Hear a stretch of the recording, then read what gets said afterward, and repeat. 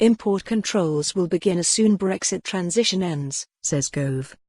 Goods going to Britain from the EU will face import controls from January 1 next year, senior UK Cabinet Minister Michael Gove has warned. Mr Gove confirmed traders in Britain and the EU will have to submit customs declarations and be liable to goods checks once the Brexit transition period finishes at the end of the year.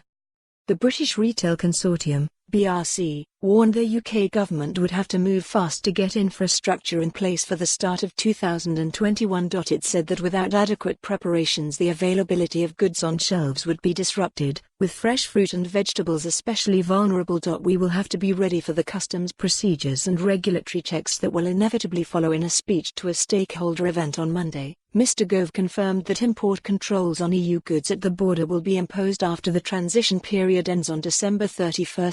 He said policy easements that would have been put in place in the event of a no-deal break will not be adopted as businesses have time to prepare. The UK will be outside the single market and outside the customs union, so we will have to be ready for the customs procedures and regulatory checks that will inevitably follow, he said, according to extracts released by the Cabinet Office. As a result of that we will be in a stronger position, not just to make sure that our economy succeeds outside the European Union but that we are in a position to take advantage of new trading relationships with the rest of the world.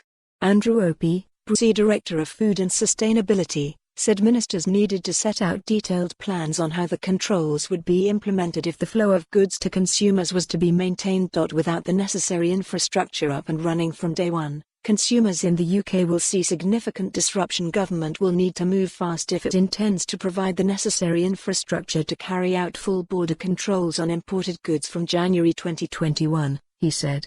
Without the necessary infrastructure up and running from day one, consumers in the UK will see significant disruption, particularly in the availability of fresh fruit and vegetables.